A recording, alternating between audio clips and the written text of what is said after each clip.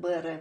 Бізні Сібір татары деп міне монголлардан соң, монгольская игадан соң. Просто обозвали всех мусульманское население татары деп. Менің инем айтатын еді. Біз то қыпшықлар деп айтатын, біз қыпшықтылар, то айтатын нугайлар.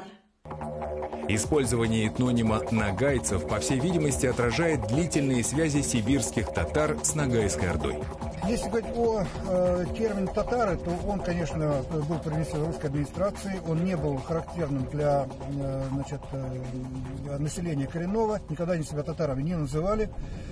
Вот, история термина «татар», она очень такая долгая, ее просто пересказывать не будем. Вот, сами татары называли себя нугай. Вот, в основном искеро-тобольские татары, которые жили в районе Тобольска, и вот в этом